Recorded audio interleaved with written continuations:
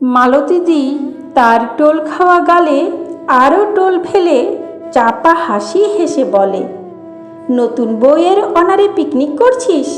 বেশ বেশ, শুনে প্রাণে বড় আনন্দ পেলাম রে। কি কালেই আমরা বিয়ে করেছিলাম।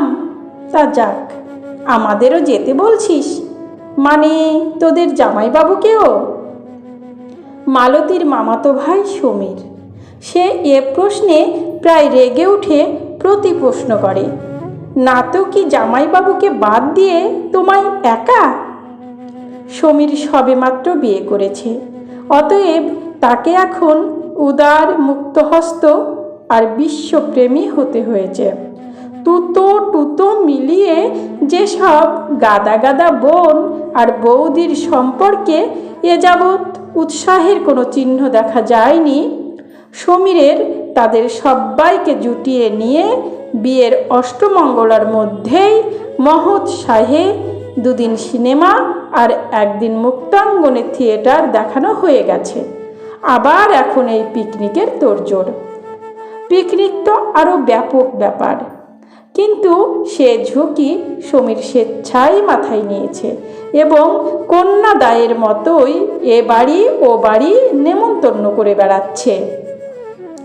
আসল কথা, বিয়ে বাবদ যে ছুটিটা নেওয়া হয়েছিল তার এখনও দিন 4-5 মাত্র হাতে আছে।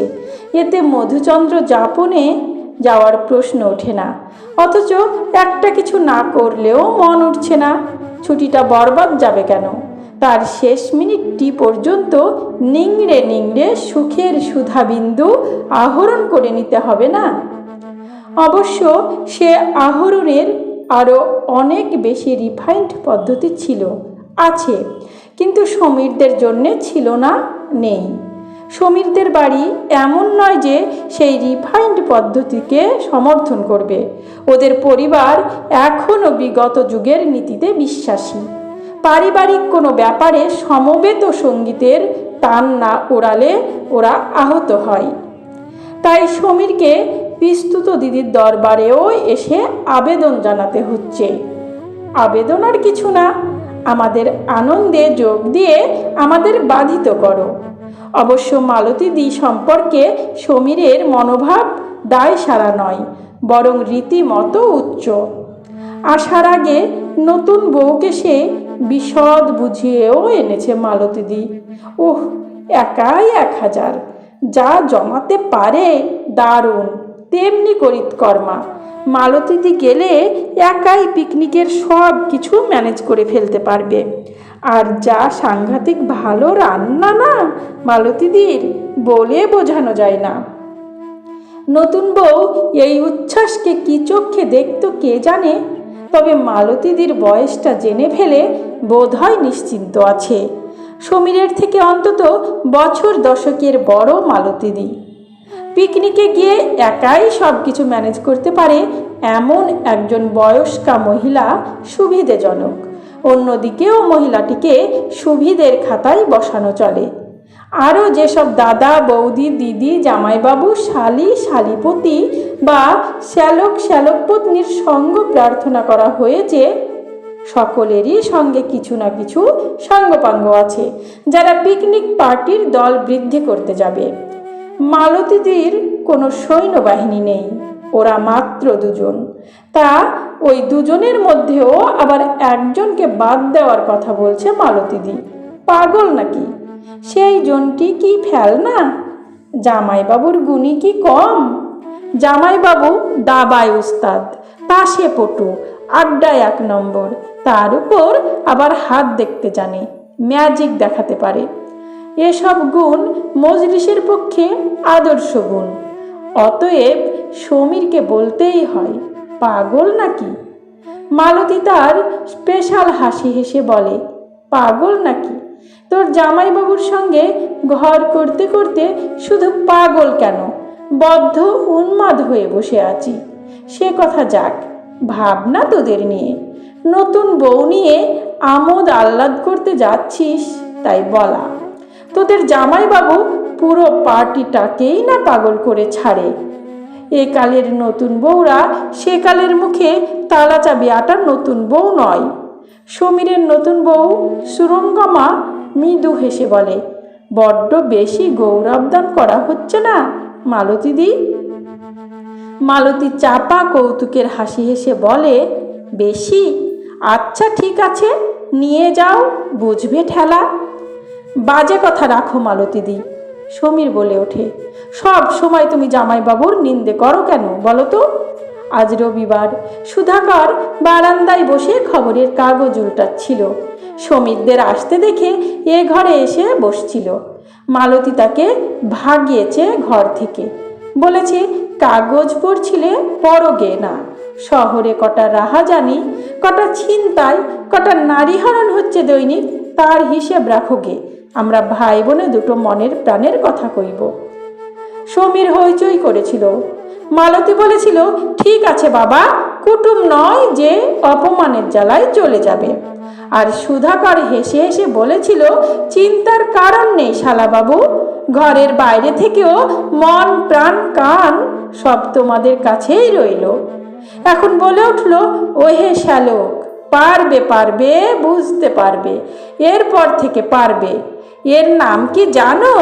কৃষ্ণ কথার সুখ। শ্রী রাধিকা বলে গেছেন, নিন্দাচ্ছলে কৃষ্ণর কথাই তো কইছে।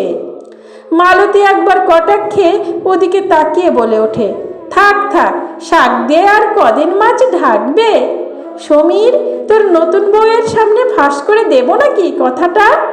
সমীর বলে, যদি নতুন বউ বলে সমীহ বোধ করো, নাই বা করলে? মালতী তেমনি কৌতুকের গলায় বলে, না বাবা, সাবধান করে দেওয়াই ভালো। সত্যি বলতে, তুই যেই পিকনিকের কথা তুললি তখনই আমার বুকটা ধরফড় করে উঠল। সমীর তো অবাক, পিকনিকের কথাই তোমার বুক ধরফড় করে উঠল? মালতী মুখ চোখ করুণ করে হতাশ নিঃশ্বাস ফেলে বলে, করবে না? ওই বুড়ো মস্তানকে এক ঝাঁক সুন্দরী সুন্দরী তরুণীর মাঝখানে ছেড়ে দিলাম, ভাবলে বুক স্থির থাকতে পারে? মালতীর কথাবার্তা চিরদিনই এইরকম। তবু নতুন বইয়ের সামনে অস্বস্তি পায় সমীর। তাড়াতাড়ি বলে, মালতীদি, মাত্রা ছড়াচ্ছ। সুধাকর ওখান থেকেই চেঁচায়, দেখছিস তো ভাই, বুঝছিস তোদের দিদির ছাবলামির বহর? কোথায় বয়স হয়ে কমবে তা নয়। মালতী তেমনি হতাশ ভঙ্গিতে বলে, আমিও তো তাই ভাবি, কোথায় বয়স হয়ে কমবে তা নয়, বুড়ো হয়ে যেন আরও। সমীর আর তার বউ দুজনে একটা কৌতুক আর অর্থপূর্ণ দৃষ্টি বিনিময় করে। যে দৃষ্টির অর্থটা হচ্ছে, বয়স হলে কি হবে, দুজনের রঙ্গরসের লীলাটি আছে বেশ। সমীর আর একটা ভঙ্গিতে দুহাত উল্টে বোঝায়, ছেলে মেয়ে তো হয়নি, তাই যেমন ছিলেন তেমনই আছে। দৃষ্টি বিনিময়টা অবশ্য ক্ষণিকের ব্যাপার, ধরা পড়ে না, অন্তত ওরা ভাবে ধরা পড়ছি না। সুধাকর তার চেয়ারটা হিড়হিড় করে টেনে ঘরের দরজার কাছ পর্যন্ত এনে বসে। সমীর বলে, এটা কি হলো জামাইবাবু? উত্তরটা মালতী দেই, বুঝছিস না, সীতা গণ্ডি পার হবেন না, তা এটা তো নিজের অসুবিধেই ঘটালে গো। ওখান থেকে তবু কটাক্ষপাতটা তত ধরা পড়ছিল না। সমীর, তোর বউয়ের কোড়ে আঙ্গুলটা একটু কামড়ে দে। বলা বাহুল্য, ওরা রোল তুলে হেসে ওঠে। সুধাকর করুণ হয়ে বলে, দেখো মালতী, সমীরের তবু তোমার এই স্ট্রং ঠাট্টাগুলোর সঙ্গে কিছুটা পরিচয় আছে, কিন্তু ওর নতুন বউয়ের পক্ষে বড্ড গুরুপাক হয়ে যাচ্ছে না? মাই গড! মালতী কপালে হাত দিয়ে বলে, ঠাট্টা ঠাট্টা করছি আমি? এখনো তুমি মাছ ঢাকতে শাক তুলছ?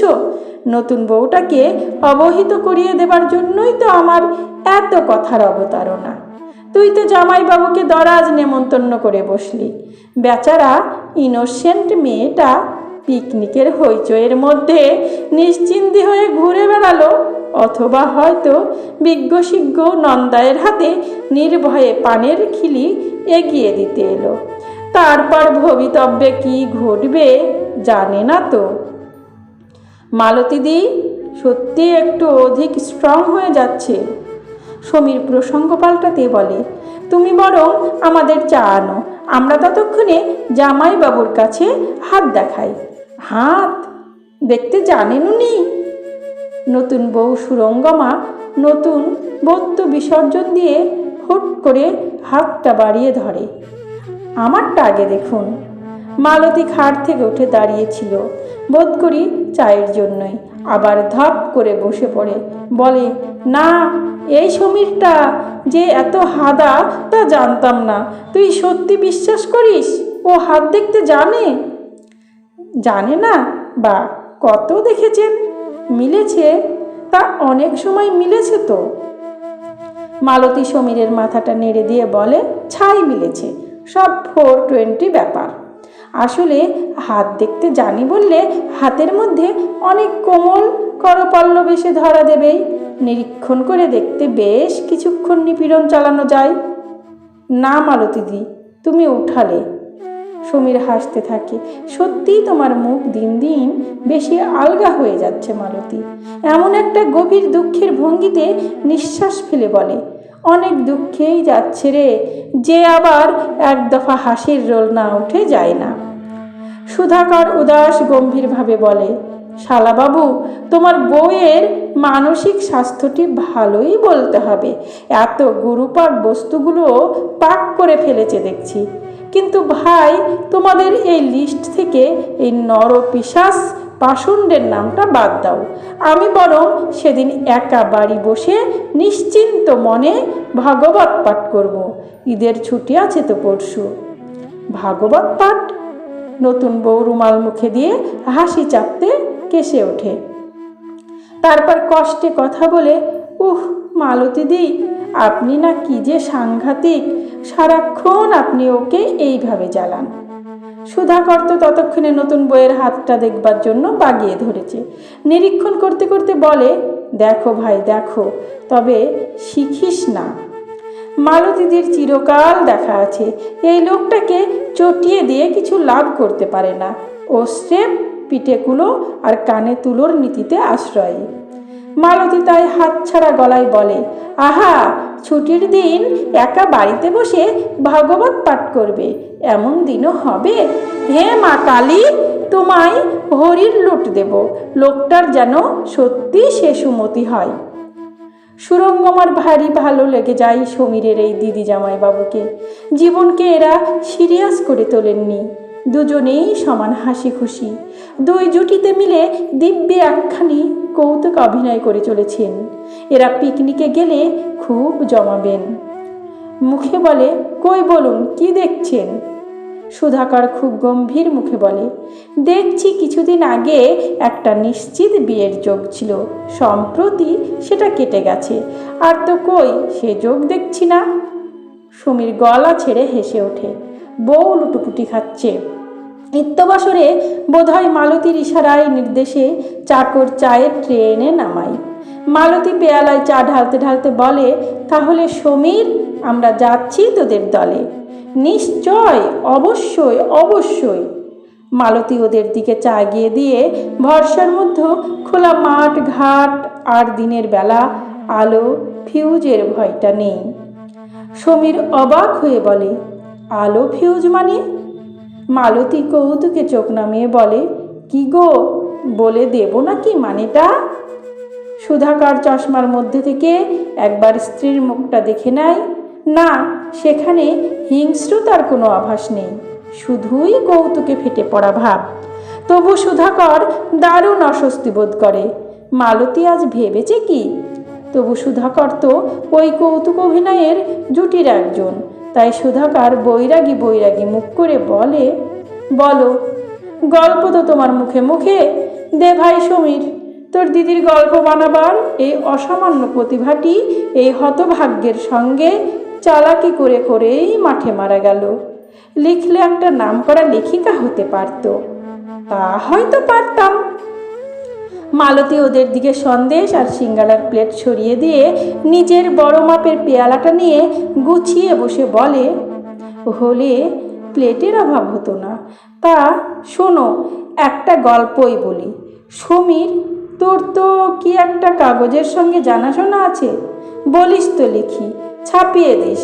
গল্পটা হচ্ছে এই, একটা বিয়ে বাড়ি, বেশ সমারোহের বিয়ে, লোকে লোকারণ্য, যত রঙের ঘটা তত রূপের ছটা, যত হি হি খিলখিল তত ঝলমলানি, আর রোশনাইয়ের তো কথাই নেই। আলোর ঝালর দিয়ে মুড়েছে বাড়িটা। উমা, সব থেকে জমজমাটি সময়ে বর আসে। হঠাৎ দুম করে সারা বাড়ি ঘুটঘুটে। তখন বাবা এত লোডশেডিংয়ের চাপ ছিল না, সবাই হৈ হৈ করে উঠল, ফিউজ ফিউজ। বিয়ে বাড়ি টাড়িতে হয় এখন, কিন্তু অন্ধকার হওয়ার সঙ্গে সঙ্গে মেয়ে মহলে দারুণ আর্তনাদ, কে কে কে।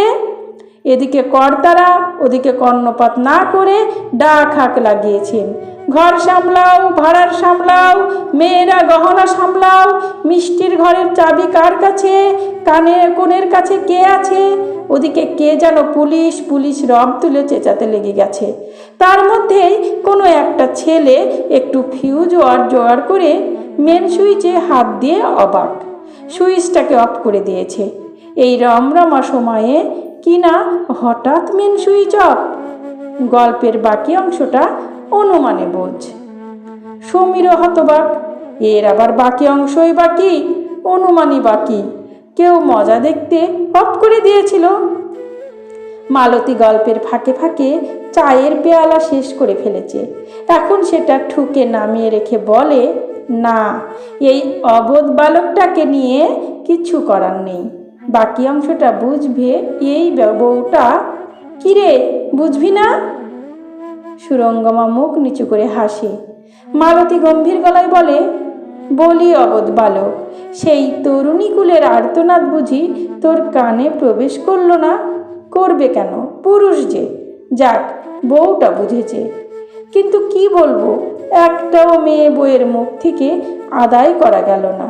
তারা সবাই অমন কে কে করে চেঁচিয়ে উঠেছিল কেন। এরকম প্লট আমার স্টকে অনেক আছে। সমীররা উঠে পড়েছিল, তবে দাঁড়িয়ে উঠেই তো আসল গল্প শুরু হয়। সমীর বলল, যাই বলো মালতীদি, তোমার এবার একটু গম্ভীর হওয়া উচিত। চুলে টুলে পাক ধরে এলো। মালতী গাল দুটো ফুলিয়ে বলে, ঠিক আছে, এই হলাম গম্ভীর। তা ঘটনাটা কোথায় ঘটেছে? সমীর হেসে ফেলে বলে, কোথায় কোথায় নয়, কলকাতার আশেপাশে যত পিকনিক স্পট আছে সব জায়গাতেই একবার করে মন পবনের নায়ে চড়ে যাওয়া হয়েছে। অবশেষে বোটানিক্সে। বোটানিক্সে? মালতী হাত তালি দিয়ে উঠে বলে, ওহ, কি মৌলিক চিন্তা, কি আশ্চর্য আবিষ্কার। সমীর কার মাথা থেকে এমন অনাস্বাদিত নতুন জায়গাটার নাম ঝরে পড়ল? সমীর দুষ্টু হাসি হেসে বলে, এই অসাধারণ আবিষ্কারের নায়িকা তোমার সামনেই দাঁড়িয়ে বলে কিনা কখনো বোটানিক্সে যায়নি। আশ্চর্যের কিছু নেই। মালতী বলে, আমি তো কখনো ভিক্টোরিয়া মেমোরিয়ালেই যাইনি। তাহলে? নতুন বউ হেসে বলে, ওই নিয়ে বাড়িতে যা হাসাহাসি, তবু আমার দলে একজন আছেন। মালতী উদাস গলায় বলে, সাধে আছি রে, ওসব জায়গায় গেলে কি আর লোকটাকে ফিরিয়ে আনতে পারতুম? কার আঁচলের সুতো ধরে কোথায় হাওয়া হয়ে যেত। সুরঙ্গমার নতুন করে আবার ভালো লাগে। এদের জীবন দর্শনটি বেশ, হেসে খেলে কাটিয়ে দেওয়া। এই তো তার এক খুড়ি আছেন, ছেলে মেয়ে হয়নি। তিনি রাত দিন প্যাঁচামুখ করে ঘুরে বেড়ান। সেখান থেকে পারেন আর যত পারেন মাদুলি এনে এনে পড়েন, আর যত পারেন ডাক্তার দেখান। দেখলে রাগ ধরে। ছেলে মেয়ে কি এমন নিধি রে বাবা! কি সুন্দর এদের এই জীবন, হাসি আহ্লাদ মজা এই নিয়েই আছেন। তাহলে সেই আদি ও অকৃত্রিম বোটানি, হ্যাঁ, ওকে নিয়ে যেতেই হবে। না নিয়ে যাওয়ার প্রশ্নই উঠছে না। ঠিক আছে, তবে জেনে রেখো, তোমরা যা করছে নিজ দায়িত্বে করছো। ও যদি কোনো কেলেঙ্কারি করে না বসে তো কি বলেছি? নতুন বউ হি হি করে হেসে ফেলে, চটি পায়ে দেয়। সেই দিকে ক্রুদ্ধ দৃষ্টি মেলে তাকিয়ে দেখে, ভাবে সুধাকর, মেয়েগুলো কি চতুর, আর হাসলে ওদের যা দেখায় না। ওরা চলে যেতেই সুধাকর আর সুধাকরের মূর্তিতে থাকে না। বিষধরের মূর্তিতে ফনা তুলে বলে ওঠে, খুব গৌরব বাড়ল কেমন। স্বামীর মুখে দোহাতটা চুনকালি মাখিয়ে নিজের মুখটা খুব উজ্জ্বল হলো। মালতীর সেই খুশিতে আর কৌতুকে ফেটে পড়া লালচে মুখটা একদম ঝুলে পড়ে কালচে মেরে গেছে। গালের টোলটা আলাদা করে বোঝা যাচ্ছে না, মনে হচ্ছে সারা মুখটাই টোল খাওয়া। মালতী যেন যুদ্ধে ক্ষান্ত দিয়ে হাতের অস্ত্র নামিয়ে ফেলেছে। এক্ষুনি নতুন আর কোনো অস্ত্র হাতে তুলে নেবার ইচ্ছে নেই। মালতী তাই ঠান্ডা গলায় বলে, চুনকালি মাখালাম না চুনকাম করলাম? সুধাকর গর্জন করে বলে, তুমি যেভাবে বাড়াবাড়ি করলে তাতে আর কেউ মনে করবে না ঠাট্টা করছো। মালতী আরও ঠান্ডা আর ক্লান্ত গলায় বলে, ওটা ঠাট্টা, এটা প্রমাণ করো তো তোমারই হাতে। সমাপ্ত। গল্প যুদ্ধ। কলমে আশাপূর্ণা দেবী, কণ্ঠে আমি রোজি।